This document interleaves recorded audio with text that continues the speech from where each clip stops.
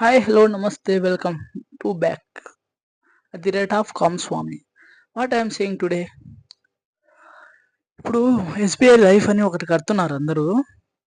అంటే దానికి చాలా స్కీమ్స్ ఉన్నాయంట, 29 స్కీమ్స్. అందులో ఒక స్కీమ్ చెప్తాను.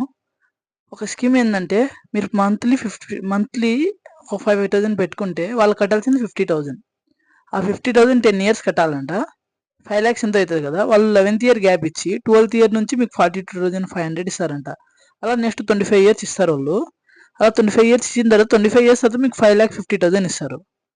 అదే మొత్తం ఎంత 36 ఇయర్స్ అన్నమాట. ఈ 36 ఇయర్స్ తెలియని వాళ్ళు, చదువులేని వాళ్ళు తెలియక అంతా కట్టేస్తున్నారు. దీనివల్ల ఎంత లాస్ అంటే, యాక్చువల్గా మీరు దీని యూజ్ అనేది అదే దానికి ఎంత మనం లాస్ అవుతున్నామని మళ్ళీ చెప్తాను ఎండింగ్లో. అక్కడ 42,500 అనేది 11th ఇయర్ గ్యాప్ ఇచ్చి 12th ఇయర్ నుంచి 36 అంటే 25 ఇయర్స్ ఇస్తారు కదా.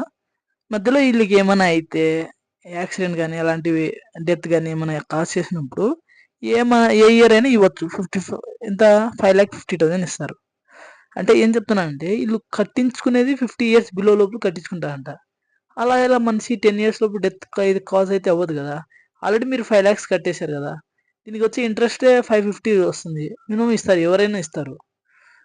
అంటే దాన్ని అసలు మొత్తం టోటల్ కలిపితే ఇంత లాస్ అవుతుందంటే చాలా వేస్ట్ పాలసీ అని నా మీనింగ్. ఎవరు గొప్ప అనుకుంటారో నాకు తెలియదు, కానీ అది అస్సలు కొంచెం కూడా నాలెడ్జ్ లేని వాళ్ళకి అది బెటర్ అనిపిస్తుందేమో నా ఒపీనియన్. నేను ఇక్కడ ఏం చెప్తున్నానంటే, ఒరే బాబు, నువ్వు 50,000 అక్కడ ఇవ్వడం కంటే ఇక నువ్వు ఫిక్స్డ్ డిపాజిట్ బ్యాంకులో ఆల్రెడీ నన్ను అడిగినా నేనేం చేపిస్తాను. యూనియన్ బ్యాంకులో ఫిక్స్డ్ డిపాజిట్ నువ్వు 50,000 చేసినప్పుడు నీకు ఇంట్రెస్ట్ 1 ఇయర్కి 7.25తో ఇస్తుంది. 399 డేస్. 399 డేస్ ఇంటూ అది 10 ఇయర్స్ కదా, మనం ఇది 9 ఇయర్స్ చేద్దాం. 9 9 81, 9 81, 81 89, 9 27, 27 27 35 బై 365 చేసినాం అనుకోండి. నియర్లీ అదే 10 ఇయర్స్ కొన్ని డేసే వస్తుంది. ఆ డేస్ 10 ఇయర్స్ కూడా రాదు, 9 ఇయర్స్ 9 మంత్స్ అలా వస్తుంది. ఓకే, 3 మంత్స్ కూడా వదిలేద్దాం, అది కూడా క్యాలిక్యులేట్ చేశాను. 3 మంత్స్కి 11,000 కూడా వస్తుంది దానికి, ఆ లాస్ట్ 10 ఇయర్స్ తర్వాత వచ్చే ఇంట్రెస్ట్. ఇక్కడ నువ్వు చూసినట్టే 50 ఇయర్స్కి 3,000 అనేది ఇంట్రెస్ట్ వస్తుంది. 50,000కి 53,000 అవుతుంది 1 ఇయర్కి.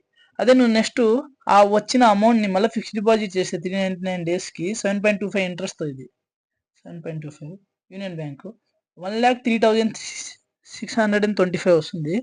దాన్ని నువ్వు మళ్ళా ఇంట్రెస్ట్ చేస్తే దానికి నీకు ఇంట్రెస్ట్ ఎంత వస్తుందంటే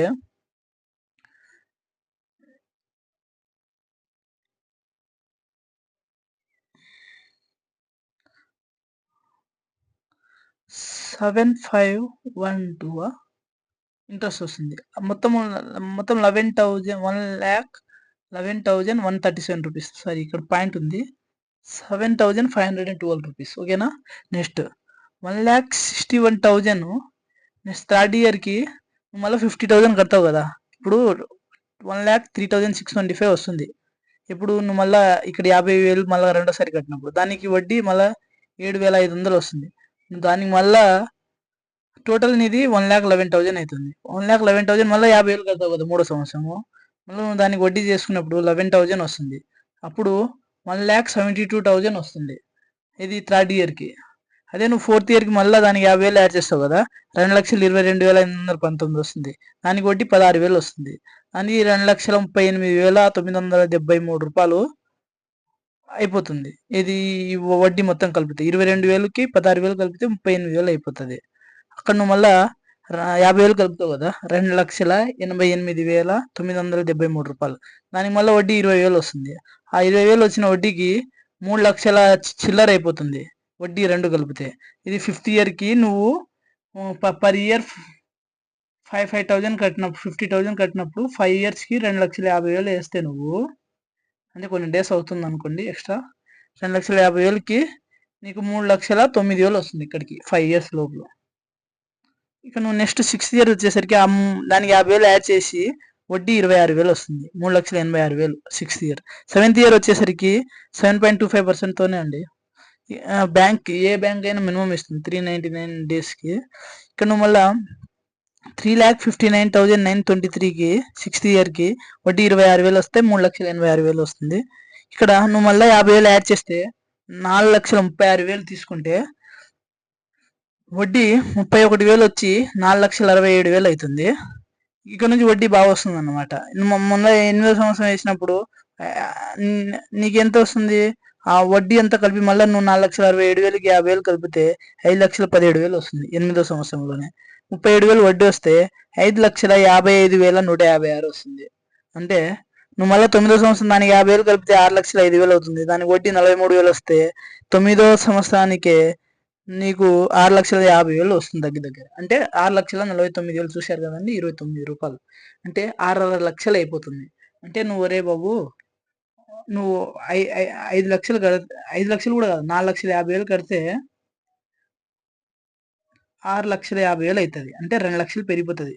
ఇది నీ 9 ఇన్స్టాల్మెంట్స్ ఉన్నాయి, అంటే 399 డేస్ యూనియన్ బ్యాంక్ చేస్తే. అప్పుడు నీకు ఎస్బీఐ లైఫ్లో ఏం ఉపయోగము? అంత బొక్కే కదా. ఇక్కడ నుంచి నువ్వు వడ్డీ చూసుకున్న మినిమం 43,000 వస్తుంది. కానీ వాళ్ళు ఏం చెప్తున్నారంటే 1 ఇయర్ గ్యాప్ ఇచ్చి దాని తర్వాత నువ్వు కట్టిన డబ్బులకి 42,000 ఇస్తా అంటున్నారు. నీకు వడ్డీ పెరుగుతూ ఉంటుంది. అలా 25 ఇయర్స్ ఇస్తారంట 42,000. నీకేమవసరం రా, నీకు ఇంట్రెస్ట్ 43,000 వస్తుంది కదా. అప్పుడు ఏమవుతుందంటే నీకు డబుల్ అమౌంట్ వస్తుంది. నీకు డబుల్ ఇచ్చినా నష్టమే, 84,000 ఇచ్చినా నష్టమే నీకు. అదిగాక వాళ్ళు నువ్వు ఇక్కడ డ్రాప్ అవ్వాలనుకుంటే 10th ఇయర్లో నీకు 6,49,000 కూడా ఇవ్వరంట. వాళ్ళు ఇచ్చేది ఎంత? నువ్వు కట్టింది ఎంత కడతావో అంతే 5 lakhs నీకు ఇస్తారంట. అది కూడా అందులో ఏమో కట్ చేసుకొని కూడా ఇవ్వచ్చు, మేబీ చెప్పలేము. అంటే ఇలా అవుతుంది మన పరిస్థితి. 6 lakhs అంటే 6,49,000 కదా. నువ్వు ఇక్కడ కట్టింది ఎంతో కాదు, 5 లక్షలు కూడా కట్టలే, 4,50,000 కట్టావు. ఒరే ఎందుకురా ఎస్బీఐ పాలసీస్ తొక్కతోలు ఇంత? ఇప్పుడు కట్టుకోకండి. ఇది ఎప్పుడు మీకు బెనిఫిట్ అంటే 37 ఇయర్స్ 35 ఇయర్స్ 40 ఇయర్స్ ఎందుకు బొక్క ఇవి కట్టుకోవద్దండి.